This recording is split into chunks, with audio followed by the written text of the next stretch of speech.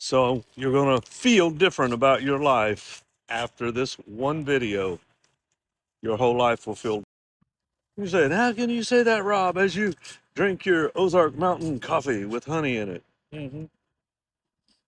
And my painted nails from my grand hero last night, getting a kick out of life by painting the old man's nails. But anywho, how you feel about. There's a big difference between what you think about yourself, what you feel about yourself. And it comes out of a conversation I was having this morning with my friend. We were talking, and we realized that when you go to the psychologist, psychiatrist, counselor, and they'll say, how do you feel? How does that make you feel? They don't say, how does that make you think? At least the ones I've been to. I've never had them say, what are you thinking about this? It's always feel. And you're thinking now, has he been to the psychiatrist? Absolutely. Yes, in the military. I think it was a ploy on my part to outsmart the system. Did I win? I did not. But how do you feel? And so my friend says, think about it. Rob, when you stub your toe, hey, that hurts, Biff. Anyway, when you stub your toe, and close your eyes and remember that feeling, what it felt like. Ouch. I can relive the feeling, not the thought. Listen to where I'm going. If you've ever been on a tripped, you can later relive the effects of that, meaning your mind has experienced, you've seen something. Once you've felt something in any way, shape, or form, then you can relive, you can build that feeling again. I hope I'm making sense so far.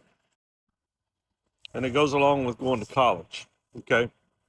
Because kids are going to learn, but the what I call the information age is fading. People are looking more or feeling more led toward experience-driven life, not, data-driven life. So what happens when you put a young man and a young woman, a bunch of them together at college and tell them to memorize, learn so you can get this degree? What is going to happen there? They're going to need experience. And if they're not into sports, they can get into other extracurricular activities because they need to feel. And that's where you're at. This is how this is changing your life. Stop living in the thinker and start living in the heart and how you feel about life in this, and find the good vibe tribe. Now I'm fixing to pull you in.